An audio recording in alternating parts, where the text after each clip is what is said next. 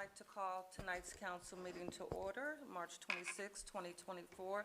The official time is 7:05. May we all stand for the Pledge of Allegiance and remain standing for an invocation.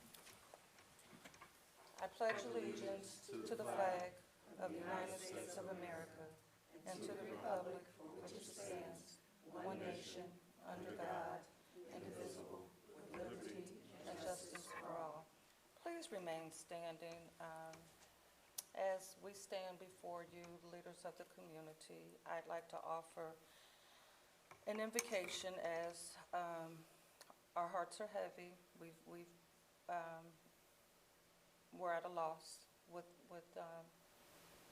some things that have happened in the community, and I'd like to offer this prayer over the community of Woodlawn. Dear God, surround us with your love as we gather in prayer.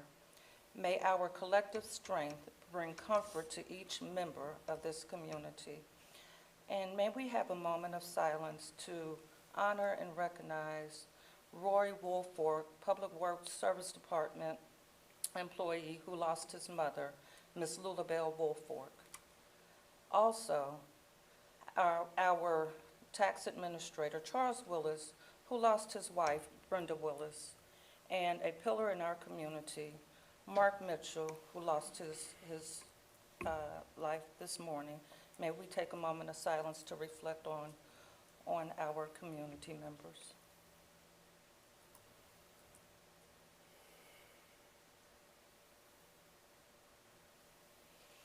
All right. Thank you. Okay. Roll call, please. Vice Mayor Chandler. Present. Esther Boyd. Present. Rosemary Brown. Present. Pamela Fitzgerald. Present. Robert Lawson. Present. Michelle Starr. Present.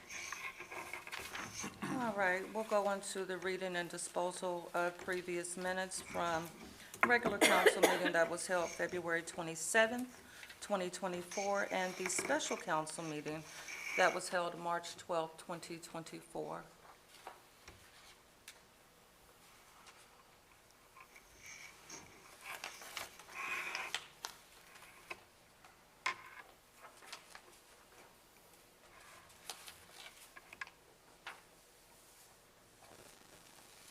May I ask for a motion to pass those minutes from those meetings? I'll make a motion to approve the regular council meeting minutes from February 27th. I'll second it. All ayes. Aye. May I have a motion for the special council meeting minutes to pass? I'll make a motion to approve the special council meeting minutes from March 12th, 2024. I'll second them as well. All ayes. Aye. Aye. Thank you. At this time, I'd like to amend the agenda. We have special guests with presentations here tonight, and I'm not sure who signed in first, but I'm looking to my left, so we'll go with Juvenile Court. Hamilton County Juvenile Court is where I was looking. Yes, please step to the podium. Thank We you. get a motion to amend our agenda. Oh, I'm sorry. Thank you. I'd like to make, I'd like to ask for a motion to amend the agenda. I'd like to make a motion to amend tonight's agenda. I'll second. Go ahead. All ayes. Aye. Okay, thank you. Good evening. Thank you for inviting the Juvenile Court this evening to speak about the reopening of the Hillcrest School. My name is Liz Igo, and I am the Court Administrator for the Hamilton County Juvenile Court. I'm here today with our Chief of Security, Chris Hillmeister, and Ms. Spence is also here on behalf of Judge DeGraff.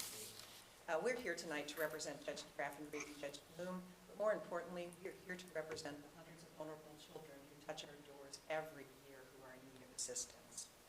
Now, many of you are probably aware that the Hillcrest Training School has been used for the rehabilitation of kids since 1914 in Hamilton County.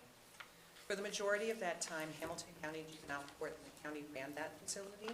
However, in 2011, due to budgetary constraints, the court did lease the property to a private vendor. 12 years later, that experiment did not go very well. And as we begin to reimagine the future of Hillcrest, first thing I'd like to say is that we are grateful that we have such an asset in Hamilton County. We are having an opportunity to address children in this setting and keep them local where other states and county agencies don't have that opportunity. So we're grateful that we have this for all of our children in Hamilton County. Now, right now, on average, when we place children through the juvenile court for delinquent behavior, we place about 24 children at any given time. As you may be aware, Hillcrest Training School is a 144-bed facility. The thing that is so unique about this is it will give us an opportunity to maximize the use of that property in ways that we have never done before. Under the new plan, we will have 36 beds for our traditional Hillcrest youth, and we will have 48 beds for children who have mental health issues. We'll also have 66 beds for respite care. Most of those respite care beds will be used by children who are currently in Jobs and Family Services custody. Those are children who appear before the court because they've been abused or neglected. Those children oftentimes, when they don't have a place to go, end up sleeping in one of two places. One is the Juvenile Court Detention Center. The other is in the lobby of 222 Central Parkway, which is where Jobs and Family Services is located on cots. We do not believe that that is an appropriate place for any children to be. So what will be different when we reopen the Hillcrest Training School? Unlike the last 12 years, the first thing that I think is very important to note is that both the county and the juvenile court will be maintaining oversight of that property. That will be different than what has occurred in the last 12 years. Additionally, only Hamilton County youth will be in residence in that facility. Under the previous provider, they had children from all over the country, which did create some issues. It's very important for the Portland County that we keep this local property for the use of our children. And finally, our court security will be responsible for security and safety on that campus. Under the direction of Chief Chris Homeister, he will oversee a staff of up to 20 officers, and we will secure the property 24 hours a day, 7 days a week. Now, we believe that these changes will improve the quality of what Hillcrest provides, both to our community and to all of the children that we serve. Thank you for the time to speak with you this evening, and I'm happy to answer any questions that you may have. Thank you. Anyone have questions? I have a question, just a compliment. Thank you so much for working with these children. Thank you. It takes a whole community. It does. Thank you. Thank you. Thank you. Yes? I have a question. Where are the children now? So children who are in residential placement are placed all over the state and also all over the country. Unfortunately, because there are not enough residential treatment programs to address the needs of children in Hamilton County, we have children placed as far as Arkansas and Nevada. So how will you decide who gets selected to reside at Hillcrest? So when we place children to the court, we have a very intensive process that we go through with our probation department where they sit down, they call them round tables, and they talk about each individual child, what their specific needs are. They take a look at what resources will be available in a residential setting, and then they make a determination of whether or not a particular residential facility is appropriate to address those children's needs. Okay, the reason I asked that question, I'm thinking about the residents in Woodlawn, because I attended a session that you guys presented at Wyoming, and the Wyoming residents had different concerns than what we have with some of the youth leaving the grounds and I guess being on their property. So my question about Woodlawn, is there anything that we can do as a community to help this facility succeed? Because after all, these are someone's children, and we're all adults. We want the best for the children. We want the best for the residents, the surrounding area. Is there anything particular that you would like from Woodlawn? I think just being supportive of the idea of keeping our children local and keeping them in Hillcrest. And the court is open to having discussions with the police department or anybody else on council about what we can do to be a good neighbor. The juvenile court is really trying to be more collaborative and transparent in the things that we do. And we really want to be a good neighbor for everybody, for Wyoming, for Springfield Township, for Woodlawn, and for every other community in Hamilton County. One last question. So I come from a background where I've learned that in order to make improvements, you have to monitor, measure, and track results on a regular basis. Are you guys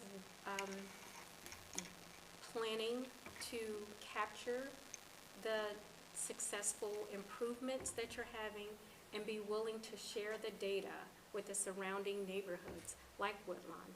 We would like to know periodically if the procedures that you're putting in place with your 24/7, because I know it's not only a place where they reside, it's an academy where they're going to be taught as well, right? That's correct. So is there a way that you can share capture the data and share with the surrounding neighborhoods? Absolutely, and that's one of the things, since Judge Bloom took over as administrative judge, she's been very focused on the fact that we need to be a data-driven court. So we are spending a lot of time redoing everything that we're doing at the court from the bottom up, including Hillcrest, and putting together a full continuum of care for children in Hamilton County. And we are becoming a very data-driven court. We collect a lot of data. Unfortunately, we haven't had a lot of ability to use that data very well in the past, but it has been our focus for the past 15 months. We're doing needs mapping. We're doing mapping where we can identify crime across the community, overlaying those maps and seeing where we have gaps. So the more that we gather data, we would be happy to come back and share that information with Woodlawn or any other organization that would like that information. Okay, thank you. Thank you. And I just want to follow up and say, you mentioned about working with our police department, and I know that's always been a very friendly relationship between Hamilton County Juvenile Court and Hillcrest Facility, and I'm most certain that that relationship will continue. We have a new police chief, Kevin Williams, and his dad was police chief before, and he was part of that relationship, so I'm confident that things will continue as before. So congratulations, keep up the good work. We're excited, and like Ms. Boyd said, our children, they need it. Yes, Pam? I just have one question. So when children come through your courts, how do they get preference into the facility here? So any child that's going to be coming into the facility is going to be placed by a court order or by agreement of the court. So the traditional delinquency track, those will be children who will have been adjudicated of a crime in the community. They will go through our probation department. The probation department will do that overview.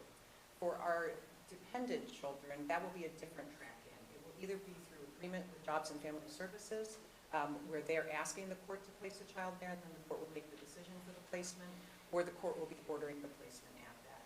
The respite beds are not intended for long-term treatment for these kids. This is really an opportunity for those kids that Jobs and Family Services has a difficult time locating appropriate placement for, so they have a place that they can go, that they can be safe, and yes, they get an education while they're there. There will be behavioral health treatment that they'll receive, and other sorts of services on that campus while they're waiting for a more appropriate placement. So these are local kids? These will all be Always children.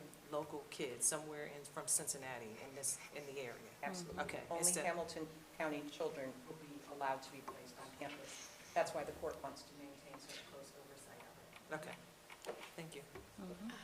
All right, anything else? Yes, one last question. So as far as the physical confinement, secure, will the new grounds have barriers that will help the immediate neighbors feel a little less fearful of this new academy or this reopening?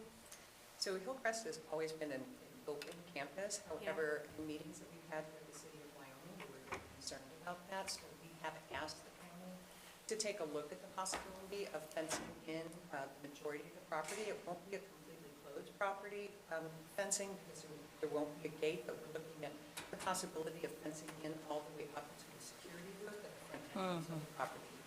The type of fencing that we're looking at using is residential. We don't want something that gives the appearance of being some sort of correctional facility. Yeah. So it will be residential fencing that we're looking at. But right now, we don't have the approval from the county for that, and we're working with the county architects to look at that as a possibility. We're also looking at other potential security things that we can be adding with innovation and technology and things of that nature to help us keep it secure. excuse me, all of the exit doors from the various cottages and places where we've delayed regress. There will be cameras that will show what's happening in those facilities up at the security booth, so our security team has the ability to come assist. So, One- Another question here, I'm sorry. One last question. When do you plan on opening your facility? What's your plans on that? That was my question. I was very hopeful that we were going to be back on the campus by August, that we open the school year. However, because of the amount of damage that was done by the last tenant, it's taking longer for the county to be able to rehab that facility. We are now looking at a new deadline, hopefully by December of this year, but it could be as late, the last projections I saw is March. March 25th, okay. Thanks. All right, Michelle? so to have success, I'm always success-driven. To have success when you're dealing with humans, and these are children, I hear a lot of feedback about fear of the surrounding neighborhoods, the homeowners, and fear of damage to their property or damage to themselves. But I didn't hear a lot of communications about preventive measures on why the kids were leaving the academy, escaping and hiding in those Wyoming homes' backyards, or why they were hiding under their railroad tracks. So the reason I'm getting at that is whatever procedures and process that was going on inside of the facility need to be addressed and resolved so they don't have a need to want to escape. And I know when you say you're leaning towards being a data-driven court, if you could share with Judge Bloom, Councilmember Michelle Starr, I've mentioned to her several times, and I'm going to keep mentioning until she can use the data to share with the surrounding neighbors that we're not just focused on securing these kids and confining them. We're focused on rehabbing the kids and making sure that they feel safe psychologically and physically, where they don't have a need to want to escape. So I know you guys have your own procedures, but I just wanted to add my own 2 cents. Thank you. I do think that that's really important. We do know that most of the children that we see have experienced trauma or adverse childhood experiences in their lifetime. And that's the reason why when we put out the request for proposal, that we did it in a way that people could bid on the entire campus and programming or pieces of it, because it's very important to us that we get the best quality care for these children. We know that keeping children local is very important. We know that addressing trauma is so important, and we know that the majority of the kids who enter our door have experienced significant trauma in their lifetime. We also know that juveniles don't have fully formed brains. It's approximately 23 years old before our brains are fully developed. And so there will be children who will be looking to leave the campus. It's an open-air campus that's going to happen. I would not tell you that I can say 100% that we're going to be able to keep every child on that campus. That would be disingenuous of me. But I can tell you, and I think my chief of security can probably tell you better about what we have done historically and what we intend to do to work with those children on campus to make them feel comfortable, to give them that sense of safety and security. So I'm just going to ask my chief to come up, because he was also the chief of security out at Hillcrest when the court ran the property. So we're very, very lucky to have him as part of our team. So I was jumping out of my seat. I love Hillcrest. When I first went to Hillcrest, it was a remand. We had an annual problem. We had kids that were leaving. So one of the first things that I was challenged with is, how do we get kids to stay? One of the first things that I implemented immediately was talking to the kid. Every youth that came into Hillcrest, I was the first face they did that. Bam would go up, I get out, I'm in uniform. I walk over. Hey guys, how's it going? Fist bumps? I'm more here to protect you from the outside than I am to protect the outside. Excuse me, can I Yes, just ma'am. ask you to move your mic Sorry over? about Because that. what you're Yeah. saying is I so think Sorry about that. significant. Everybody See? move their mics. Okay. So the important thing for my Yeah. No, I need you to speak. No, Okay, yes, sorry. yes, yes. So it's important it was very important for the youth to understand.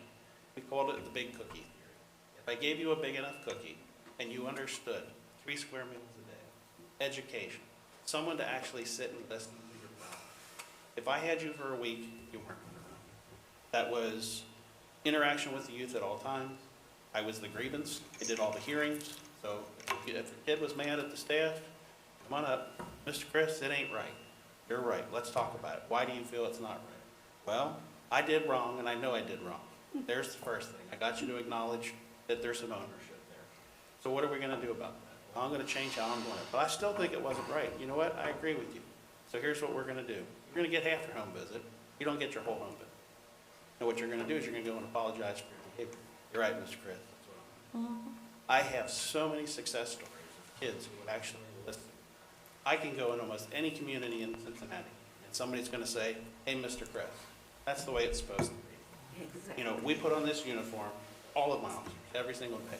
And when I was actually hired as chief, one of the first things I said was, we need youth to understand uniform isn't a bad thing. Right. Uniform is something that can be very positive in youth's life.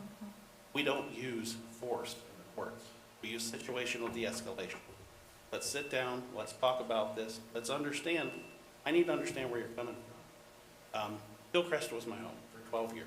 I'm so thrilled to be able to go back to Hillcrest and start to do that work again. The old company was not what we needed. And I see this as an opportunity to really have a serious impact on youth life again. Again, I cannot tell you the number of wonderful youth I've met. I have never met a bad kid. I've met a lot of kids who have made bad choices. And it's a matter of helping that youth understand, you can't do that. This isn't acceptable. This is what I need you to do. And they're so fortunate to have you. It sounds like you're a great relationship builder. Absolutely. And that's more than half the battle, building that relationship. This and this do more than anything that you can put on. Absolutely, Anything. absolutely. Thanks for that. Thank you. Absolutely. Anything Never- else? Take volunteers. Exactly, I know, I'm ready to just jump up there Ladies and on the gentlemen, I can weekend. promise you that it is a thrill to work for the courts, and it is a thrill. My father was a police officer for 25 years. I worked with your dad at Hillcrest. My goal is to help you understand that a uniform is there to help you. A uniform is not there to give you a hard time. And any officer that does that differently shouldn't be an officer. It's that simple. I got a quick question. Yeah. Do the kids actually, do they wear uniforms? So it's to be determined. I'm sure they will wear some type of uniform, the old Hillcrest uniform with the blue Oxford and blue pants. The uniform hasn't been determined yet, but absolutely they would wear a uniform. Okay, just curious. Absolutely. All right. Thank you again so much for sharing, coming out, and just recognizing us as a community partner. We appreciate you. And one of the biggest things that I want to extend is, we do intend to work very closely with law enforcement. And that's establishing what are our expected norms, what are the outcomes that we're looking for. I can tell you a lot of the youth that walk off just need somebody to drive up, take them on. Yeah. Get back in the car, go back.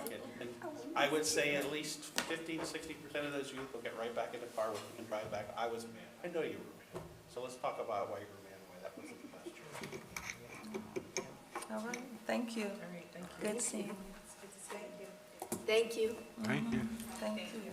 thank you. All right, that was heartfelt. Okay, next on the agenda is Metro, sorta. Welcome, welcome. Did everyone have a chance to look at the Metro Now bus? Yes. All right. Well, Vice Mayor, Council, the beautiful village of Woodlawn, thank you for letting us be here tonight. We're here because a tax that we passed a few years ago to make positive changes to the community. Because of that, we have the new system we have now, Metro Now, which is serving this community and helping in different ways. We're changing bus routes, we're doing positive things in the community. It's because of the taxpayers and you guys that helped us make that happen. I got Nick, the only piece we done a presentation on us for tonight. My name is Troy Miller. I do the government relations for the company. And Alex Osborne, one of our planners, he's here he might take some pictures so you can see. Okay. I'm gonna give Nick the floor and he's gonna talk you through, we got folders for everybody. It's got a presentation inside the folder if you guys wanted to follow along. And if you wanna just look in the folders and you have questions, at the end we'll answer all the questions we can help. Good evening. It's been a minute since I've been in here. If you might recognize me, I used to do zoning for Hamilton County. So I was working with y'all for a few years, and I'm glad to see that the Wayne Avenue lofts are nice and well built and things like that. I think that's one of the last things I approved Okay, or helped great. wrote that staff report. So it's nice to be back in this council chamber, and y'all have always been really nice people. So Thank you. Thank you. now I'm just going to describe something that about y'all probably already know about called Metro Now. How many of y'all have actually ridden Metro Now? All right, got it right. Good. Well, it's my job to help convince you all to, the rest of you, to help ride Metro Now and what the service is, and also a few other improvements that Cincinnati Metro has been working on ever since we passed that tax levy. So, Metro Now is basically an on-demand service. Kind of think of it like a van version of Uber or Lyft or something like that. And instead of having those prices that Uber and Lyft has, though, it's a $2 flat fee. It's on-demand service, again, so you can call it via your phone or app, and it's restricted to a certain zone. And so in the packet, you'll see the zones that we have already unveiled so far. We have 2 zones in our operation right now. We are the Springdale zone, which we are in right now, and the Springdale zone and Sharonville zone. And then also we have to the west, over in Colerain, we have a newer zone called Mount Northgate and Mount Healthy. Excuse me, 1 second. That noise is bothering my ears. Is it the phones? Is it the No, I cell think phones? it's the, I think they turned it up. No, mute your mics. Everybody mute your mics. That's the feedback. I can't, we can't mute them. I think because he turned it up. He's turned it back down. All right, how about that? And no, Back up a little bit more? No, you that can. needs to be turned down. Yeah, I you think just what turned Ms. it up. Fitzgerald said. The podium has been giving us issues this whole meeting, unfortunately, Okay, with the microphone and stuff, but just a little minor. yeah. Hopefully it doesn't sound as bad to you guys as it does to me. That sounds, Two zones. Repeat that those sounds 2 zones. better. Pardon? Repeat those 2 zones. Sure. The zone that we are in right now is called the Springdale-Sharonville zone, and the zone to the west is the Northgate-Mount Healthy zone. And there are other proposed zones as well. There is a zone that's planned out in the northwest area. There's a zone over in Blue Ash. There's a zone down by Bond Hill, Roselawn, Carthage. And then there's another zone out near Mount Airy in the southern portions of Colerain Township. So 6 zones in total when it's fully unveiled. Right. So, however, Springdale, Sharonville has been the first one and has been showing us amazing progress so far. So now looking at the Sharonville Metro Now zone, the next page of your packet, you'll see some larger portions that we've kind of seen through trends. Every single time people have been riding, we're able to gather some data. And we've seen that people are going to, the Kroger's, they're going to the Greater Oaks campus, the Target especially, Tri-County Mall, the Wyoming Rec Center. To note, we actually extended this zone recently, and so it is going into Lincoln Heights entirely now. And so this is recently expanded. The Northgate zone, it's covering similar areas, the high schools, the Kroger's, Walmart's, Finneytown, Kroger, etc. Now for the vehicle itself, again, we have it parked outside right now. The vehicle is a sleek van with pretty distinctive features. You've probably seen them parked at the Kroger just north of here. That's one of the areas that we lay over. It has spacious seating for 8 and 2 wheelchair locations. It has a wheelchair ramp for that purpose, and also has 4 child seat locations. However, for the child seat locations, you must bring your own for this purpose. So Metro Now works, it's pretty similar to how, again, you might use Uber or Lyft. You download an app, and it, again, is calling and service. You can travel anywhere within that designated zone. So if you're here, you can travel anywhere within the Springdale-Sharonville zone. It's $2 fares each way. There is no other hidden fees or anything on top of that. It's just $2 flat. And it operates from 6 a.m. to 9 p.m. on the weekdays, and then operates from 8 a.m. to 9 p.m. on the weekends. We should note that those hours were recently extended. They originally were until about 8, and now they're at 9. So people are able to get out a little later and, maybe explore some of the nightlife and things and still have a safe way to get home. What time did you say, 6 a.m.? It runs from 6 a.m. until 9 p.m. on weekdays and 8 a.m. until 9 p.m. on the weekends. So you schedule a trip through the Metro Now app. It's a pretty simple process to set up your account, and you can schedule a pickup and drop-off locations within the app. The app will notify you when the vehicle is arriving, and you do the same thing on the return trip as well.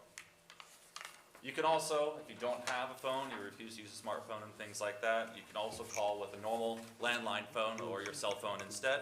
And so You can call the number, you provide a reservationist the trip details, and then again, you pay $2 cash. These vehicles also take cash fare as well, just like the normal buses. You do the same thing again for the return trip. So just call up, and then you'll be able to call the ride. Now, a little bit more into the data about this. The Springdale zone's been doing pretty steadily. You'll notice on the Metro Now service report page, it's been chugging along at about 1,500 every single month. The on-time performance, again, this is performance that's within 5 minutes of the time that, so basically when you call that, it is within a certain period of time, and that's how we determine on-time performance. The on-time performance has been phenomenal still. It's well above 95% of the arrival time that it assumes to be. So again, if the vehicle arrives with in close proximity to the time that it said it would, that's on-time performance for us. And so it's doing really well, and so that means this is reliable service. Now on to the next one. This is kind of the top destinations in your zone. You'll see that the Woodlawn Kroger is the biggest hit for the entire zone. So tons of people are going to the Woodlawn Kroger all the time. And so this is helping people get around. I guess there's a lot of employees, or a lot of people like the Bob Evans east of here, so there's a lot of people going there. The Welcome Suites has a lot of people. The Target, of course, has a lot of people. And some chunks west of the area on Springfield Pike as well also have a lot of people as well, assuming rides near some apartment complexes. The Meadows Retirement Village is actually that location. I'm noticing that it has a lot of rides. And so that's basically all I have for Metro Now. I'm able to answer any questions you have about this service before I go into the next portion about physical infrastructure. I have a question. So does the van wait? Or no, you call and it'll take you there, and then once you're there at the grocery store, that you would set up a return? Yes, once you get to that location, you will set up the next part of your trip. It's always assuming that you might not be doing a round trip. Who knows, you might be going to a friend's house, you might be going home or something. Someone might have dropped you off somewhere and you might need one, or you might be getting off the bus. And then you want to transfer to Metro Now, and then you get on Metro Now and you take this your last stint. So once you get to your location, you'll have to call again for the next portion of your ride. Okay. I know when you all first began operations in the area, there were certain points that were pickup locations, and so I thought. Has that changed, or can you pick up from people's residencies, or are there points in the communities where you pick up from? These are all points in immediate location to where you're at, so. So you don't go to private homes to pick up? We can. So Okay. So basically, if let's say you have a driveway, we'll pull up right at the Okay. driveway. So Okay. obviously not onto the driveway, but Absolutely. in the driveway. As long as that driveway's in the Yeah. Okay, okay. Anything? Yes. So, I have a couple of questions, but one, these, residents or tenants that are using the Metro are typically elderly people, right? Actually, all over the board. Oh, We've okay. seen people that are elderly, a lot of youth people as well. Okay. To note that there's some school districts in this as well. The minimum age to ride is 12. And so just like our normal big buses, it's 12. And so below that age, you have to have a guardian with you. But we're seeing people of all different walks of life riding the Metro Now services. And so obviously a large portion of that is people that are a little, might be from one of the assisted living facilities and things, but there are people of all different ages using Metro Now. Okay, so I know that Metro, throughout the area have about 3,800 bus stops, and about 15% of them have benches or shelters. So, That's the You're- next part he's gonna speak about. So you're right on. oh, okay. Oh, you're gonna speak on it. Okay, I'll hold my question. So I'll go to the next. Let me pick up on that Okay. Metro Now real quick. So I went out just about a month ago, spoke at the Springdale Rec Center. And it was a senior citizen, group. And we were trying to connect with the seniors. And one of the questions they asked is like, we don't use apps. And I know that my mom's 84, she ain't using no app. If there is, my kid's gonna help her. So Yeah, it's gonna happen. absolutely. So the number is very important because we're trying to say, hey, use that number. And if you use the number, you just pay the $2 cash when you get on the bus, on the van. So you pay it there. And that was a big question I had with seniors. That was a big concern. We can't use an app. Forget it. So I'm starting to get that page at my age a lot, I did it. So I've never been on the bus, so just to ensure inclusivity and accessibility, do you guys have L2 speaking, well, I shouldn't say L2, non-English speaking verbiage on the bus to help, or at the stops to help? So we're working on that now. We did Okay. put out flyers, the first flyers we put out. We had Spanish on the back side, we had English on the front side. We're actually working on that now to get new ones put out, so we're working on that. Bob? Just real quick, what's your forms of, I guess, methods of payment?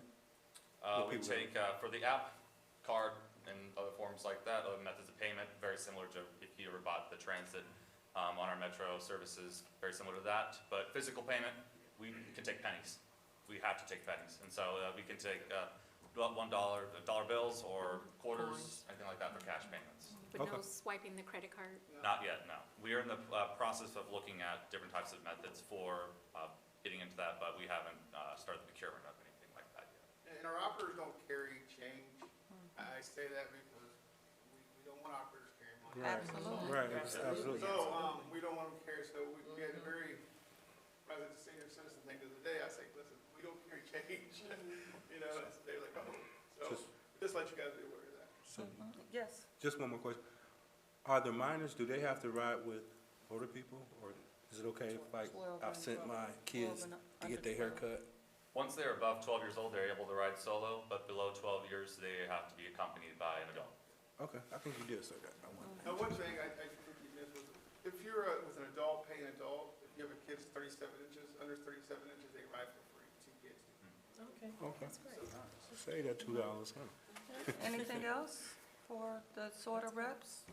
We have the second part, if I Oh, can briefly sure, touch on that. absolutely. So one thing that I personally am working on is the implementation of benches and shelters across the entire service area. The goal is to put up 500 benches in 5 years and also 200-plus shelters over the next 5 years. We've luckily reached about 100 of those so far. We have a streamlined process with the city of Cincinnati. However, one thing I personally want to do is, get familiar with all the jurisdictions that surround the city of Cincinnati. We're a county agency now, we're not a city of Cincinnati agency. So one thing I want to chat with you about is about getting some benches and shelters. You already have some pretty nice shelters on the main corridor here, but maybe if y'all are interested in some newer shelters, some newer benches and things like that, I'm the main person who's handling all of that right now. Okay. So, looking at this packet, you'll see we basically have just a very simple streamlined model to help this process out. We have Press Construction as people that are helping us with the bench installations. So we have a pretty standard shelter. What you see on the packet is a render of what the shelter looks like. We've been unveiling this around the county already. The placement of these benches and shelters, from our point of view, when we're looking at initial locations, we determine that based on ridership. So basically, if the ridership has about more than 40 people boarding every day, then that qualifies for a shelter. If it has more than 20 people boarding a day, it qualifies for a bench. However, that's just a guideline. Community input is critical for us, and so if there's a place that has less ridership, but outside a assisted living facility or outside someone's house who really just cares about the stop, we'll certainly want to have a conversation about that and be willing to have a bench installed there. Again, 500 benches and 200-plus shelters, and so we've already identified some locations in in Woodlawn and Wyoming and Lincoln Heights and other areas around here that have ridership. So Woodlawn, especially one area I'm looking at, is directly across from the Goodwill coming inbound. You guys built a really nice little bus pull-off right there. Yeah. And I really like that a lot. And I'm kind of a data guy looking at maps, and so I'm trying to say, if we want to get a shelter here, we'd like to get the shelter, obviously behind the sidewalk so people can navigate that. So one thing I personally want to figure out is who do I talk to about maybe some of the permitting process behind that and talking about right-of-way and things. Is it more I have to go to the county? Is that the county engineer? So I was actually going to say, our village manager, he's on vacation this week. Okay. So he would be your point person to help navigate through that process. Perfect. And if you'd like to share your information with Ms. Shahad, please do so, and/or Sergeant Williams, who's filling in for our village manager, Tim Engel, and they'll be happy to get back with you.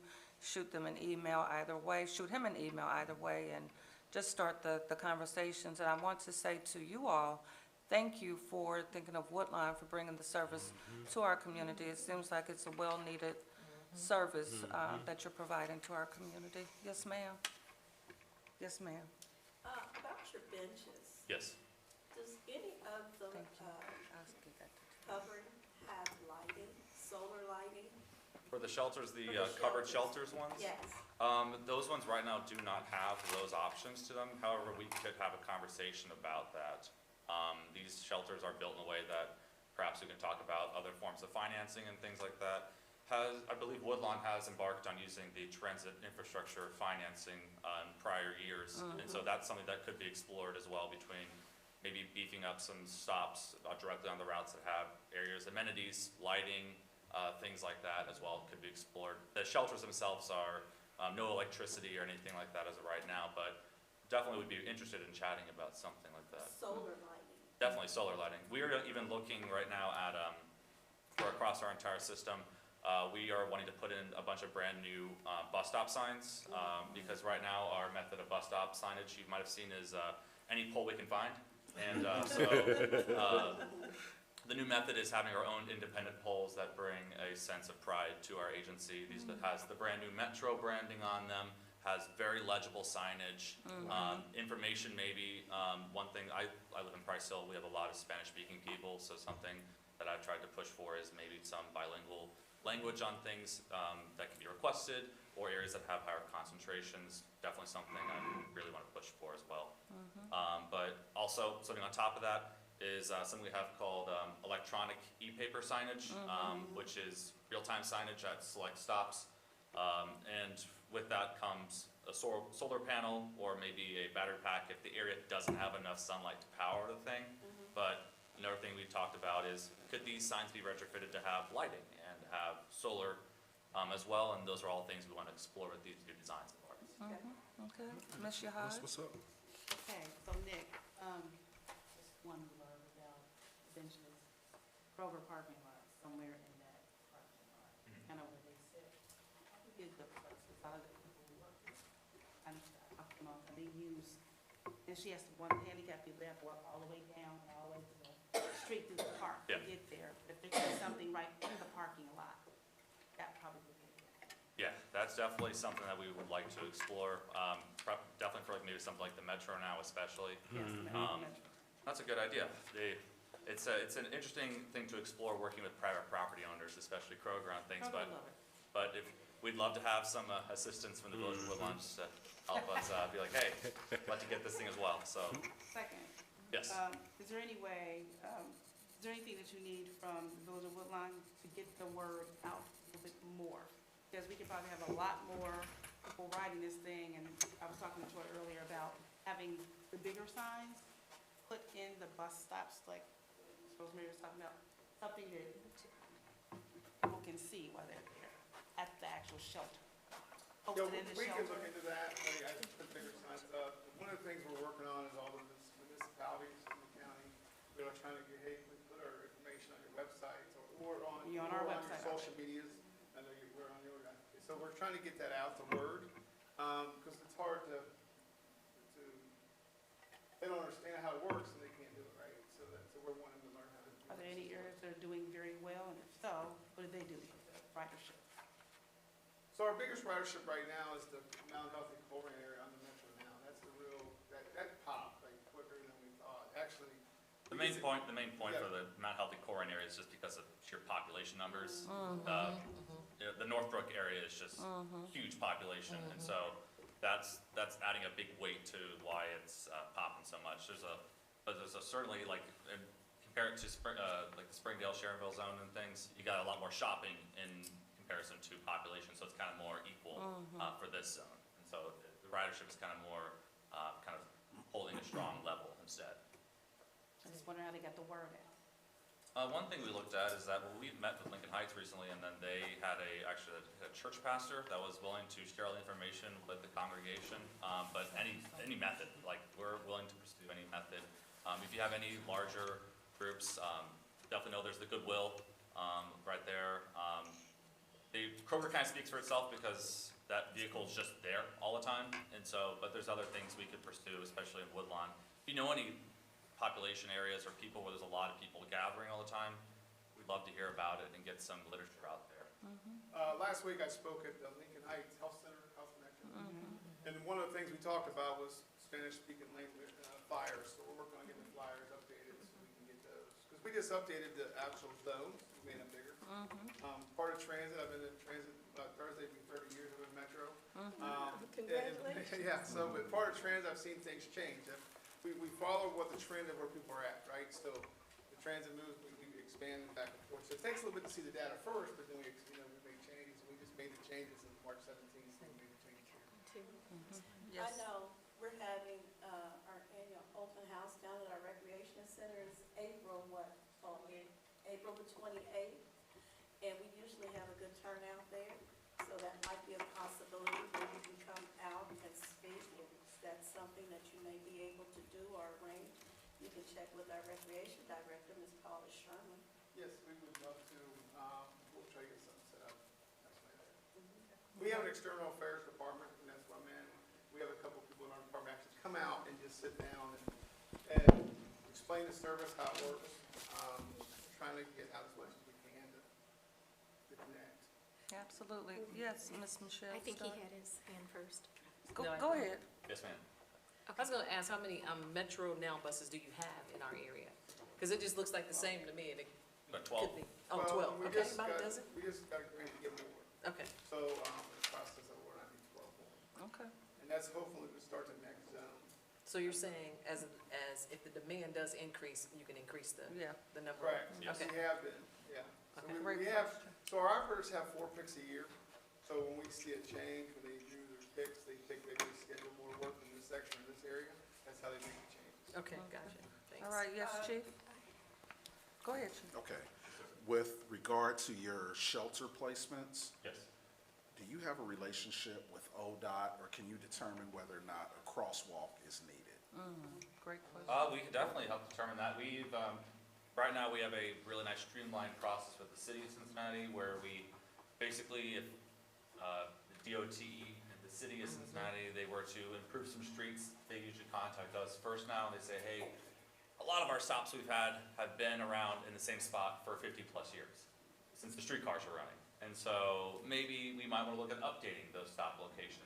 Some stop locations might not be as safe anymore. There might be more cars turning. It might be safer to move the stop maybe just 50 feet in a different direction. So all willing to talk with things like that. But another thing is that we also are pretty aggressive with reaching out to whoever administers the streets to state that, hey, like, a crosswalk would be a good use here. For something like Woodlawn, that's something we could definitely talk about with the TIF financing. To say, hey, maybe a sidewalk or a crosswalk right here is something we could work together on financing, because it benefits both Woodlawn and us as well, which is the critical part of the TIF finance. So definitely something we work with.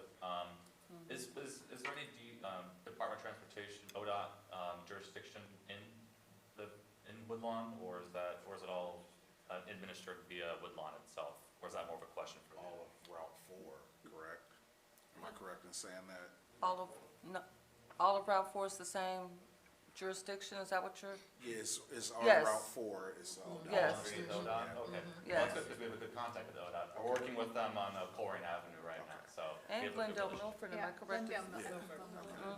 Okay. And my reason for asking, just so ladies and gentlemen of the council, it's the issue in front of Goodwill. I mean, I think the shelter would be excellent there, Yeah. but we have people who walk Walk out right in the in middle of the across, street right. into traffic. Yeah. And I knew And where you that's- were going with Yeah. that, so that's something. Yeah. But safety. yes, again, we think it's great. I think we have one more question from Ms. Starr. So, Village of Woodlawn prides itself on its greenery, and with, you all receiving about $5 million from, council governments, is there a way, if the demand is there, that, we can ask for, a special, addition, like, to your vans, meaning like, electric vans or cleaner fuel used vans to help protect our village? So my background is a mechanic, right? So that's my background. So as the diesel is slowly moving out, and we're going toward electric. We just got brand new buses that are hybrids. So we're actually heading that way. It's just, the infrastructure's not there for us yet to do that. We've looked at a couple different options. With, the sort of board had some discussions on it a couple months ago on which way to go. Do we go electric or do you go combustion, which type of, where do you go? So that's the discussion that we're concerned about on the green side. Okay, thank you, that's all. All right, I'll yes, I'll just mention, there's 2 other occasions that's coming up soon that you might want to get in touch with Ms. Sherman about, and that's our Juneteenth, 19th, that's June the 19th celebration that we're having here. And also our summer concert series begins in July the 11th, I believe the date is. So you might want to touch bases with Ms. Sherman. I'll give her my card and we'll get connected and we'll see if we can get some stuff going. Yeah, that'd be great. all right, again, thank you. Anything else, council? Chief? I believe my card was included in those packets. Yes. If you have any more requests specifically about improvements we can have in Metro now, or if you have a location you have in mind for a bench or shelter improvement, I'll look into that crosswalk idea especially. Please, give me a call, give me an email. And then, again, I'll make sure Mr. Engel gets the packet, and please connect with him as he's our village manager. Thank you. Thank you Mr. very much Hyde. for your time. So thank you for coming out and presenting. We appreciate you. Great Nice presentation. to be back. Thank you. And make sure you get your squeezy buses, they're more stressful. Oh, there's squeezies, okay. They're back there, so it's welcome, they all fight. Thank you. Thank you. We'll have to take them for the children and pass them. My grandson will tear this thing up. It's gonna be All right, thank you. So it looks like we don't have any appointments or confirmations. Next up on the agenda tonight will be the Recreation Committee report by Ms. Rosemary Brown. If you please, I'm going to forego that report since I have the Committee of the Whole report. I had that this month, and Okay. a lot of that information is going to be in that report. Okay, so I was going just to jump right to that Committee of the Whole. absolutely, the combination on the Committee of the Whole report. Yes. You have the floor. Committee of the Whole was held on March the 12th at 6 p.m. Present, Esther Boyd, myself, Cindy Chandler, Pamela Fitzgerald, Robert Lawson, Michelle Starr, also Tim Engel, Chief Johnson, Chief Williams, Lieutenant Lawson, Director Banks, Director Sherman. Presentation was given by, regarding our Juneteenth celebration was given by Mr. Edwards. He gave us an update as far as promotion is concerned. Promotion, the first flyers will go out Easter weekend, May the 1st. Billboard advertisements, street team promotions will start May 19th.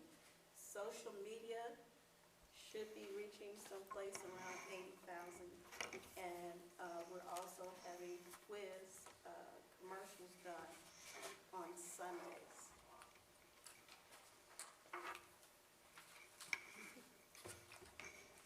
Public Works, Ms. Banks gave us an update.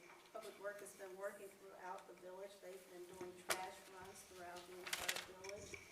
They've been removing and securing inlet grates in the subdivisions. Crews are starting to cut the fields over by Harmony Park, and the guys have come down Woodlawn Boulevard and seen Harmony Park. It is really, really looking good. They have really done a really good job over there. All employees attended a skid steer training on their new piece of equipment. Another thing was Bobcat was acquired and the staff was trained on that equipment.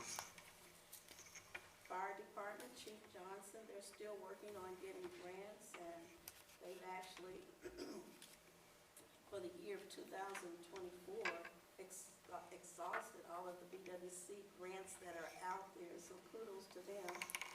There's training, firefighter transition class, 240, finishing up by March 9th, 9 employees is in that training. Public education, there was CPR done at Mount Zion on the 17th of the month, and I think they had someplace between 5 to 10 people. Lincoln Heights Missionary Baptist Church on March the 5th. They had around 24 people. Also, the fire department is revisiting the therapy dog for the fire department. The station, there's a new shed for firehouse to house golf cart and extra equipment. They're looking into that. Police Department, Chief Williams and Assistant Chief Lawson both completed the first International Affairs Class 2024. Internal Affairs training is our way of showing that we are making, sure that our officers are policing and protecting the village the correct way, and our commitment to officer accountability. Chief Williams has officially begun PELT leadership training. PELT is Police Executive Leadership College. This is an extensive 3-month course that teaches different leadership styles and techniques and the importance of good leadership in an organization. Parks and Recreation. Neighborhood Allies. They're down at our recreation center the second Friday of every month. And from what I'm hearing, they have been a very good help and resource to the community. And they do such things as help people with their taxes, unclaimed funds, and housing concerns. And they've just been a really great help. Upcoming activities and events. There is a Black History Trivia coming up on April 6th at 11 a.m. between 11 a.m. and 1:30 p.m. Paint the Pot. That's coming up on March the 30th. Also, a Youth Art Club is coming up on that same day. That Paint the Pot for adults is 11 a.m. to 1 p.m. The Youth Art Club, that's between 10:30 and 12 p.m. Also, there's going to be an art exhibit at the Village Green Gallery on March the 16th through the 3rd of May. Our concert series starts July the 11th. New updates, more coming attractions, a collaboration with Closing the Health Gap, Zone 15 Diabetes Prevention Program for this fall. Valley Health Fair, working with Katie in the fire department to present the Valley Health Fair on Saturday, August the 10th. Youth basketball, all 4 teams made it to the playoffs. 7th grade teams won their league championship games. Kudos. Biddy ball, we have 12 players signed up, 3 teams in the league. Spring baseball, we have 12 players signed up. One of the things I'm looking forward to is Canoes and Conversation, and that's scheduled right now for June the 1st. On April the 13th, the Alpha Kappa, Alpha Sorority, Omega Phi Psi Fraternity, and the Armory will be hosting a gun violence and suicide event. The village manager's update. Mr. Ingalls reported the following. Juneteenth Call of Play will be meeting, or did meet, with the village police and fire department, and you guys did a walk of the grounds in hopes of looking how they can make it a little more secure for that event that we're having on June the 19th. Lee Crest Road, Redna Terrace, and Chester Road. After a meeting with CT Consultants, it was determined that the construction on Lee Crest Road will begin in 2025. Lawn and leaf pickup. This is one of the other things that we've gotten a lot of complaints about regarding from our residents, and we're looking to see if we can begin to do that again. Taking that away and giving it to Rumpke, it was a good thing in a sense, but in a way, it really didn't do the job that really needed to be done since we have so many trees here in the village. So we're looking to see if we can bring that back in-house. The village did submit all documentation related to the Hamilton County Resource Recycling Incentive to Gage Bradford. We are informed that all necessary documents were accounted for and correct, and that we should expect to receive a recycling incentive of at least $5,000. Ronnie Road and Woodstock timeline. When they did the work last year, they were unable to complete it, so they're going to start up again in April when the asphalt factories open again. Hamilton County Revitalization Grant. Our closing date per the contract is April the 1st, 2024. This is for some property that we are looking to gain on Springfield Pike. We have a new code enforcer, Fred Smith. He has been out in the village with Mr. Leroy, and they have really been doing a good job. And ask me how I know. I got a ticket to tell my son to cover his car sitting in my driveway. So they're doing their job, okay? Grove Avenue purchase. We purchased a piece of property on Grove Avenue, and that's right across from the Recreation Center. The closing date, we're looking for it to be on or about April 15th. The village budget. The budget will be available to discuss at Finance Committee, which we did, and it should be on our agenda for tonight. The law director's contract. The last increase for our law director was in May of '22, so tonight we have on our agenda a contract which will increase their rates by 11%. Now, that 11% is approximately 5.5% per year. So since the last one was done in May of '22, they're due for another one this year, '24. And that's pretty much it. If there's any questions, or if anyone is wanting to know more information, we should have this information. Is this information on the website? Recreation information or? The recreation information, yes. I just want to add to your report, and thank you for that report, Councilmember Brown. We do have a piece of legislation on the floor tonight to discuss the increase for the law firm of Strauss and Troy. And just so that council is clear and it's written out as well, there's 4 different things that the firm bills us for, and it's not just for our law director, it's for the firm. And so I just wanted to make that clear. The contract is Yes. explicit. Yes. Okay. Thank you. Any questions? All right. Without having any, we'll just keep moving on. Do we have a Board of Zoning Appeals and Planning Commission report that was held on March the 14th, 2024? Yes, there was a request that came requesting a variance approval to allow the construction of a building addition to a residence that's in the R2 district, a single-family low-density residential district. After reading the staff report, the board that sit on,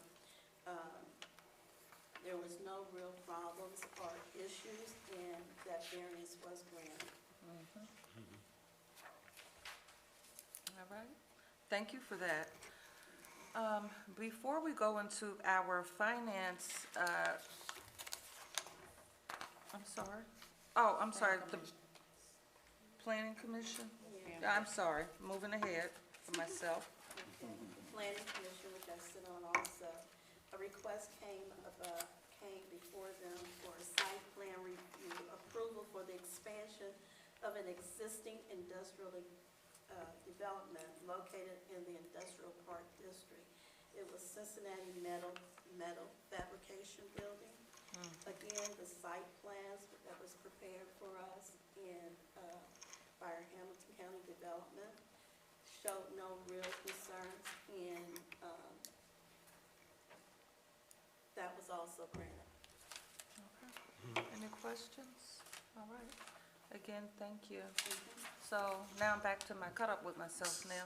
So before we go into our finance report, on behalf of Mayor Brian Poole, who's not here tonight, and Tim Angle, I'd like to introduce to the Village of Woodlawn community our new finance director, Mr. Lauren Crisp. Welcome, welcome, welcome. And we do have Mr. Kevin Williams, I'm sorry, Chief Williams, would like to say a few words. First and foremost, good evening, everyone, ladies and gentlemen of council, ladies and gentlemen of the community. On February 27th, the Village Council approved a contract for a new finance director. While this moment likely didn't seem overly noteworthy, as legislative items generally have a procedural tone, the Village of Woodlawn made a decision that evening that caused anybody that has worked in government finance to take notice. On that February evening, the Village Council appointed Lauren S. Crisp to the office of Finance Director of the Village of Woodlawn. Lonnie, as he's affectionately known, brings more than 40 years of experience to the Village of Woodlawn, 25 of which were spent at the Ohio Auditor of State's office as the Regional Chief Auditor of the Southwest region of Ohio. This experience, coupled with his time spent as Director of Financial Operations at Claremont County, Manager of Governmental Consulting at Ernst & Young, and Chief Accountant at Lucas County, have raised the professional standards in the Village Finance Department to a level that can't be matched by most major cities. Along with his vast experience, Lonnie has a big heart and genuinely cares about those he works with as well as the community. Lonnie's colleagues have seen him take real joy in their accomplishments and be extremely loyal and supportive when colleagues are going through a personal crisis. It can honestly be said that the Village Council could not have made a better addition to our team. So it's with great pleasure that I formally present and introduce to the Village of Woodlawn our new Finance Director, Mr. Lauren S. Crisp. And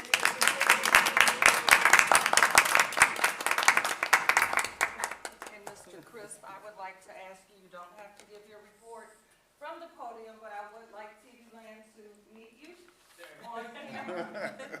Welcome aboard, welcome, welcome. Thank you. You can go to the podium just to wave, or you can give your report there, but I would love for the village to see you. Did my mother write that? It's pretty impressive. Thank you. Thank you. Well, I've been here 3 weeks, come through a reconciliation and a payroll. That's and, great. Learning the intricacies of, as an auditor, I'm kind of at a higher level. Conceptually, it's not hard to understand, but boy, we're right down in the intricacies of the payroll system and accounting system, and it's been a good 3 weeks. Learned a lot.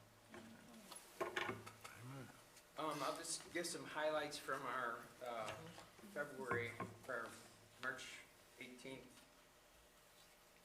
meeting, Finance Committee meeting. Appropriations and revenue reports. As of February 29th, the village had collected 11% of budgeted revenue in total for all funds and expended 13% of appropriations. The receipts and expense reports for the village, as of February, the village collected $816,491 and dispersed $1.3 million, 31884. The expenditures were higher due to some additional payments, $518,997 to Fred A. Newman Company for construction costs, to Ronnie and related to Ronnie and Woodstock Road, and $70,412 payment to Ohio Cat for a Bobcat for the Public Works Department, and a $50,000 $1,345 payment to Stryker for a new cotton turnout gear for the fire department. Focusing on just the general fund, disbursements were higher,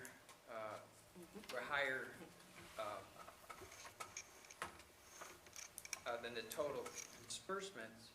The total village disbursements were 15% of the general fund budget, and they collected about 15% of the general fund budget. Budgeted expenditures are for the year $9.3 million. That includes carry forward encumbrances, and the village spent about 1.4 or 15%. 1.4 million. Disbursements, or the receipts, I'm sorry, were budgeted at 8.9 million. Village dispersed about 1.35 million, or 15.1%. That's, again, general fund. We looked at, in the finance report, there was a fund status report that showed the cash balance for each of the funds. General fund was at about $2.8 million at the beginning of the year. Bank reconciliation report is included for council's review. Overtime report included in the packet was the overtime report. Village spent $23,504 in overtime for the month of February. Police department and fire department accounted for 43% and 40% of the overtime charges respectively. Salaries, as of February 29th, the village has spent $56,779 less on salaries than in 24 than the comparable period for 2023, and the total percent decrease was about 6%. Recreation receipts and expenditures from the general fund were expenditures were $24,993 over receipts. Receipts were $10,761 and expenditures were $35,754.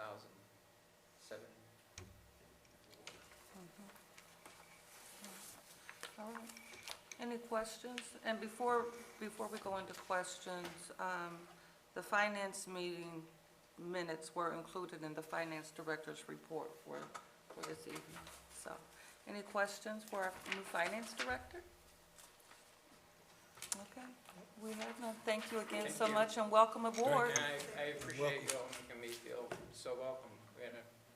It's really been a good experience so far. Thank you, thank you. All right. Our municipal manager report. All right. Again, good evening, everyone. Good evening, Chief. For those who don't know me in the room, I am Chief Kevin Williams. I'll be delivering the manager's report in the absence of Tim Engel.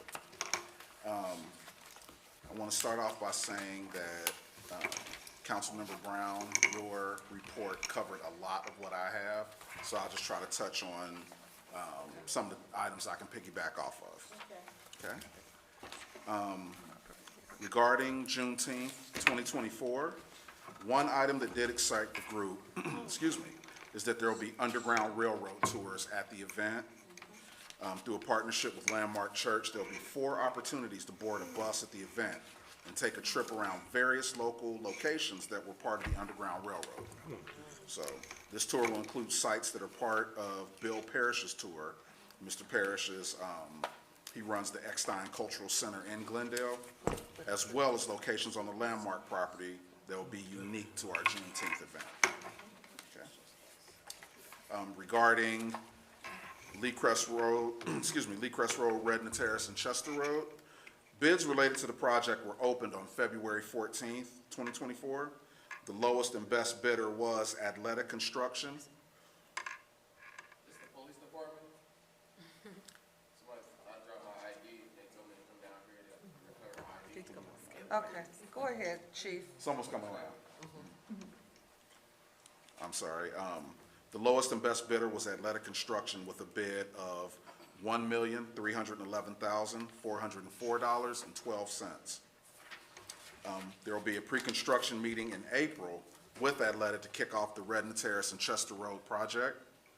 We'll be sure to invite the businesses located on Redden and Chester to the meeting so they can be informed about the project. Also, after information is gathered from the meeting, we'll send information to all the businesses located on the project site to ensure they're aware of the project and can call if they have any concerns. After a meeting with CT Consultants, it was determined that construction on Lee Crest Road will begin in 2025 due to planning related to utilities and potentially changing some of the project scope to account for stormwater. It was best to take a long-term approach to ensure that the project serves the community in the best possible way. Our baseball fields. The village received an updated quote from Team All Sports to deal with the field's drainage issues in the amount of $21,268.95. The village committed to having the work performed, and the work on the field should begin on Thursday of this week. The Recreation Director will continue to keep up with this project and report any issues or concerns to the village manager.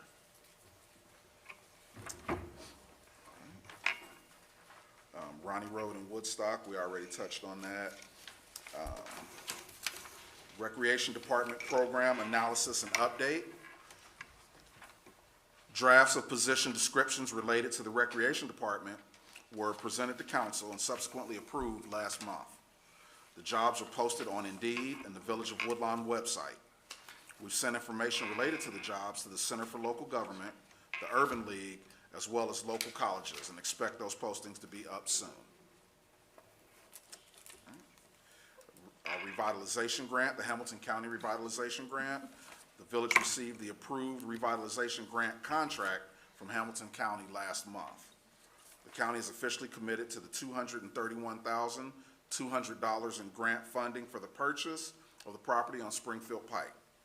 Our closing date per the contract is April 1st, 2024. The property owner did request a 30-day extension and will be part of legislation this evening. Okay. Springfield Pike at Greninger improvements. Because of potential right-of-way acquisitions, contact was made with Dunrob and Associates LLC to assist in the acquisition process. The goal of utilizing this firm is to ensure that the project does not experience any delays and the sidewalks will be installed on Springfield Pike this year. Okay. As far as the Glendale-Milford Road sidewalk improvements, planning for that project will begin this year, 2024, with construction expected to begin next year, 2025.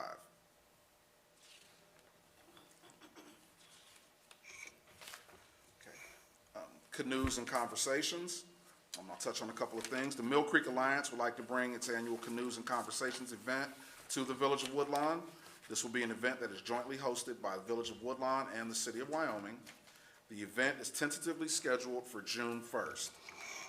In preparation for Canoes and Conversations, the Public Works team was challenged to clean out the area behind Harmony Park, which they did an awesome job for those of us that have looked.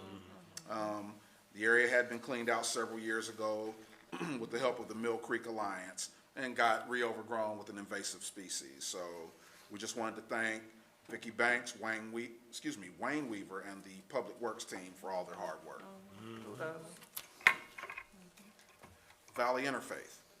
Village of Woodlawn continues to collect donations for Valley Interfaith related to a large immigrant population that has taken residence in the village of Lockland.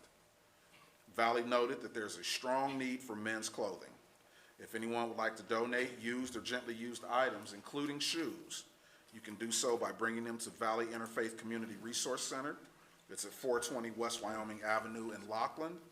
Or you can bring your donations to the Woodlawn Recreation Center, and we'll see that they're sent to the Valley. Grove Road purchase. The Grove Road contract was signed by all parties, and the village is in the process of performing its due diligence before closing. The closing date will be on or before April 15th.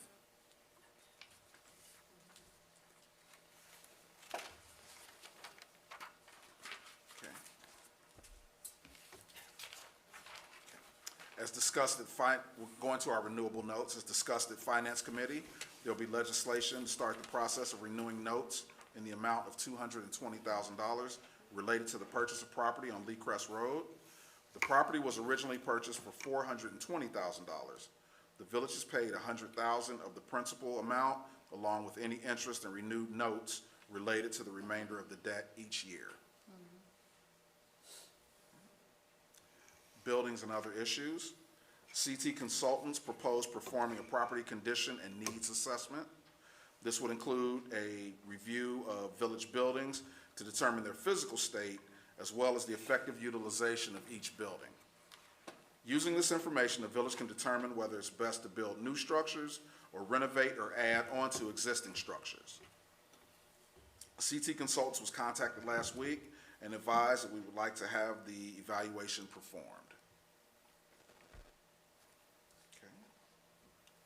And Hillcrest School spoke.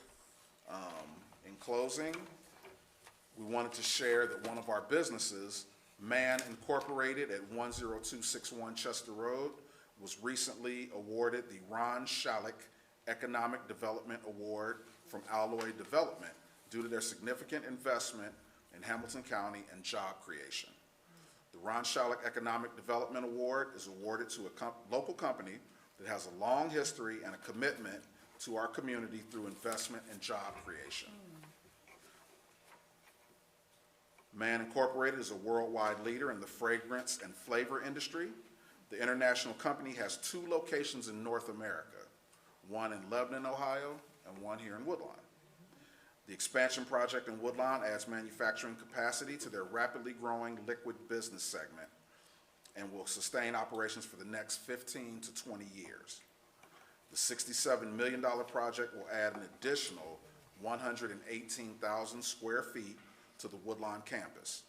Staffing at the site has increased from 87 employees in 2021 to a current count of 103 employees, and 16 new jobs will be created over a period of 3 years once the new facility is operational. That is the village manager's report. And I just want to say thank you for that great report, and also thank you to Man and Company for landing here in the village of Woodlawn. Look at that, bringing jobs, creating jobs for the community, and making Woodlawn your home and expanding. And I just feel honored. I didn't realize, I knew it, I heard it, but one of 2 in North America. Congratulations, thank you. Very nice. Any questions for Chief Williams? Just one quick one. Did you mention traffic on Springfield Pike near DQ Dairy Queen in that report? No, that wasn't listed in wasn't? this report. Okay, I had a question about it, but since it wasn't mentioned, I'll hold it. Yeah, we'll follow up Yeah. probably in Cal, if we can do that. Okay. When Tim gets back. Thank you. Going back to finance, I'd like to make a motion to approve the receipt listing and payment listing. Can I have a second? I'll second it. All right. All ayes? All right.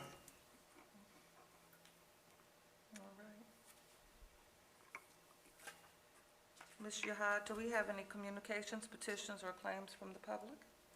We've already covered those. Okay. Mayor's Court. Law Director report? I think the major items I was going to discuss were in the manager's report. We are working on preparing for the closings on both of the acquisitions, the one on Grove Road as well as the one at 10171 and 10175 Springfield Pike. Those are both anticipated to close next month. The one item of legislation you have will extend the closing date by 1 month on 10171 and 10175. But other than that, they're on track for closing. And that's the total I have. Okay, any questions for our law director? Okay, without any questions, mayor's report. I'd like to make a motion to approve the amount for mayor's report for the month of February 2024 in the amount of $24,946.51. May I have a second? I'll second it. All right, roll call. All ayes? Aye. All right. We don't have any bonds, contracts, plats, et cetera. We'll move right on into legislation.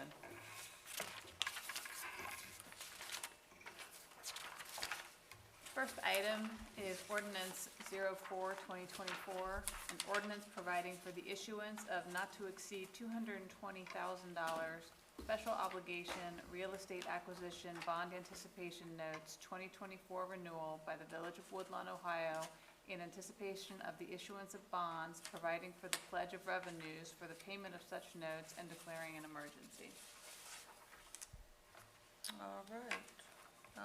Give me 1 second, I'm sorry. All right.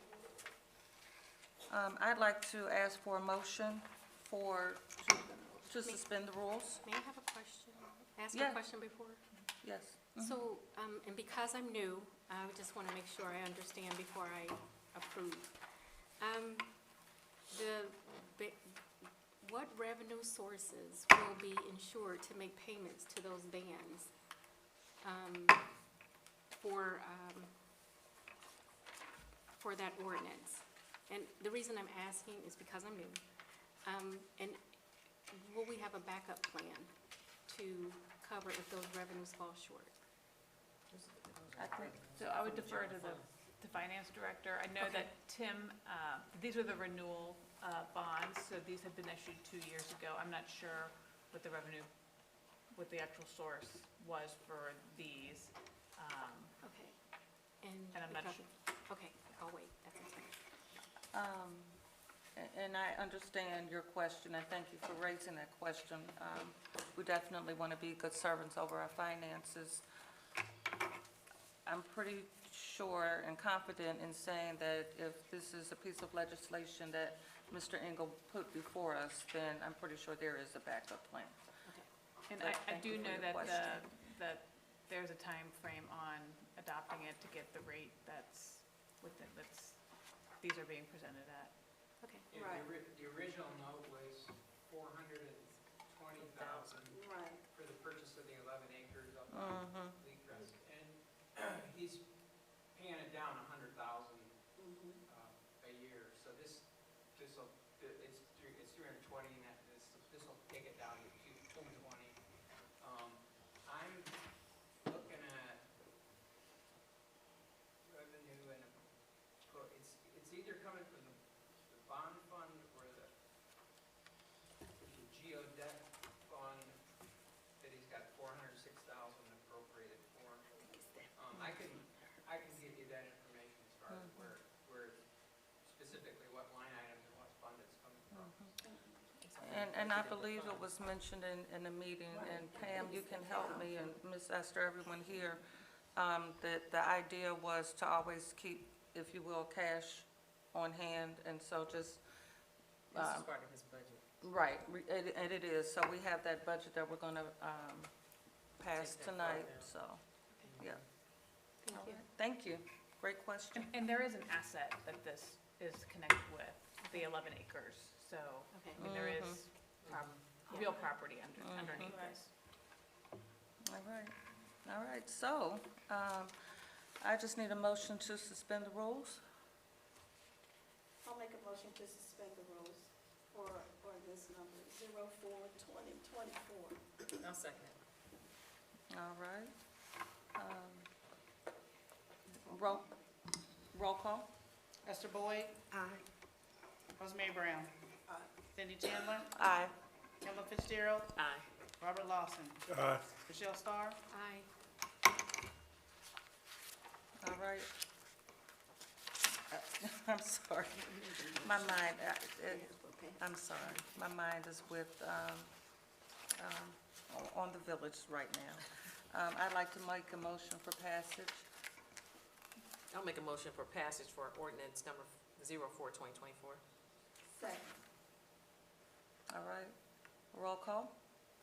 Esther Boyd, Aye. Rosemary Brown, Cindy Chandler, Aye. Emma Fitzgerald, Aye. Robert Lawson, Aye. Michelle Starr. Aye.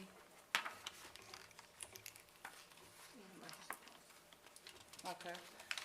I'd like to make a motion for an emergency clause.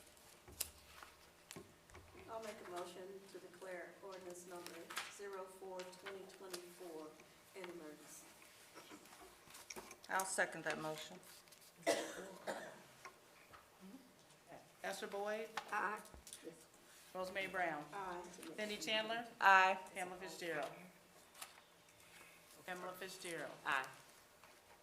Robert Lawson, Aye. Michelle Starr. Before I make that approval, can I ask a question? Yes. What circumstances occurred causing declaration for that emergency? To ensure the rate. The rate is time sensitive, Okay.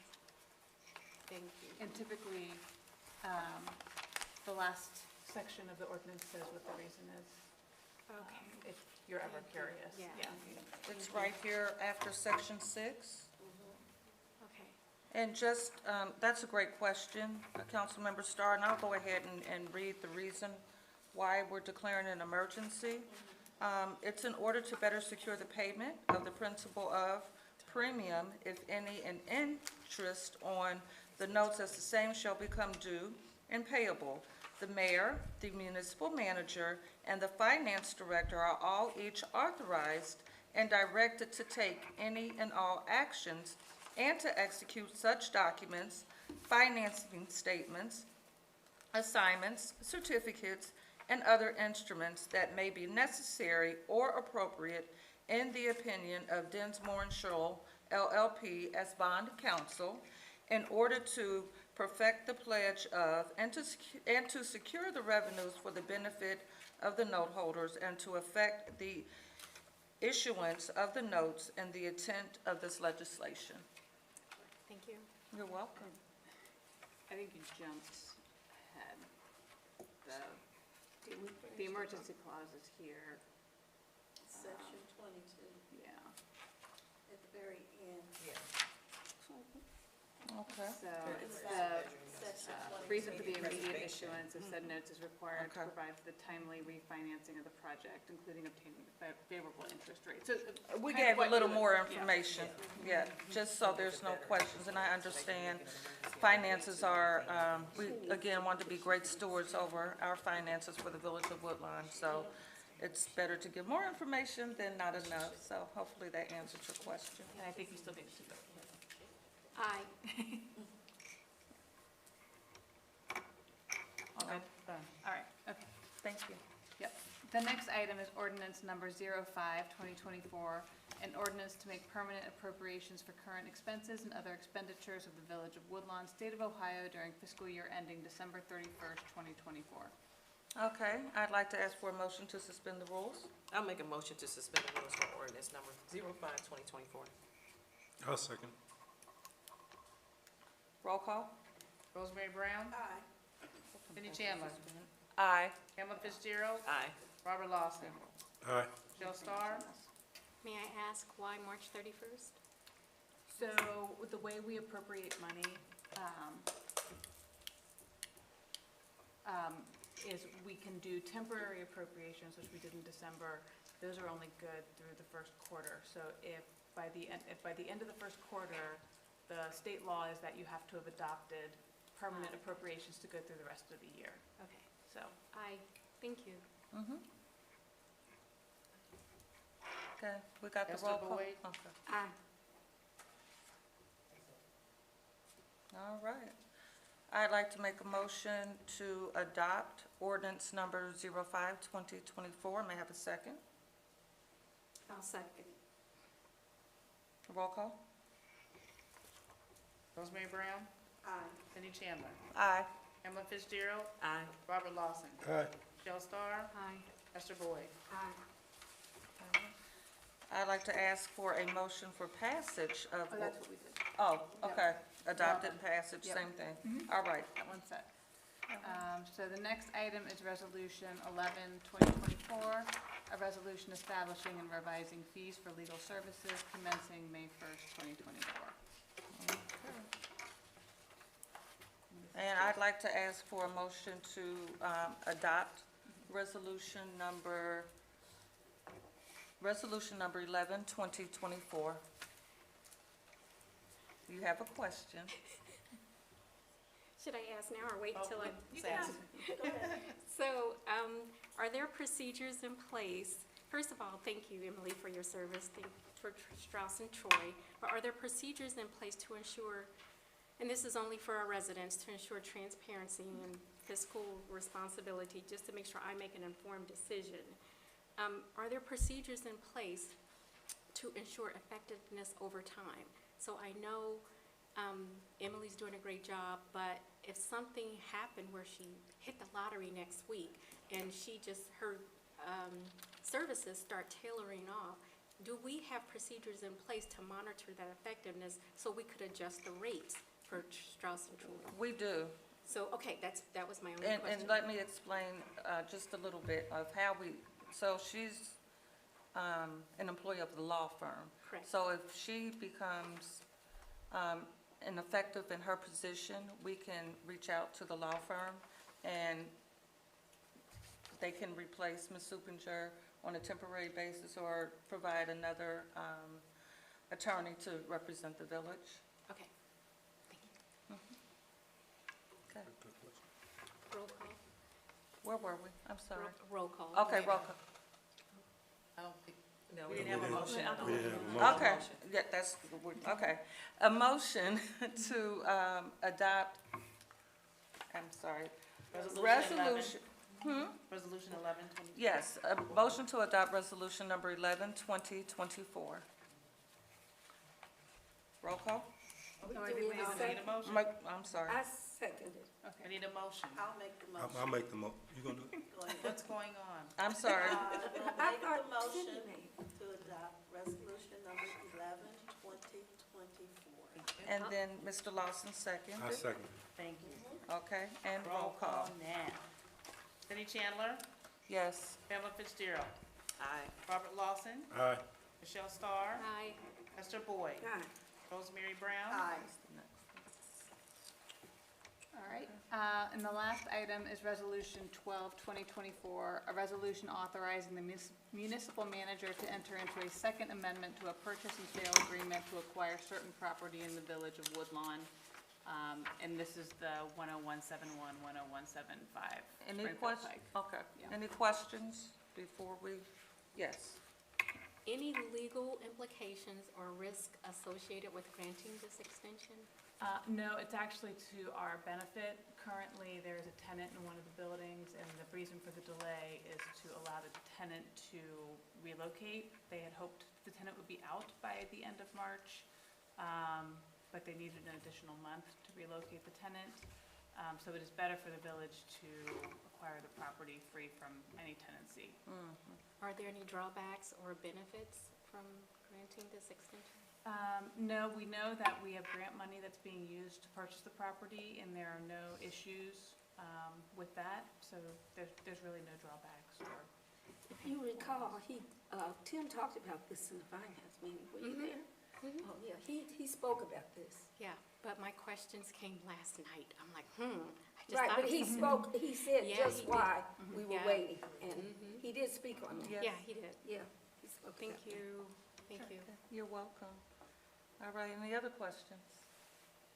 Okay, I'd like to make a motion to adopt resolution number 12, 2024. I'll make a motion to adopt resolution. Second, just second. That's okay. I know, I'm a she's little. going to do a roll. You said second. Is that a second, Ms. Boyd? Yes. Okay. Thank let's you. go. Fourth. Thank Cindy you. Chandler, Yes, aye. Pamela Fitzgerald, Robert Lawson, Aye. Michelle Starr, Aye. Esther Boyd, Aye. Rosemary Brown. That's all we have. Okay. All right, we all feel good about that? We're doing the village's business. Yes, I'm excited. All right, let me see where we are. Any new business? Is there any new business? Going once, twice, no new business. Before we adjourn, I'd like to make a motion to go into executive session under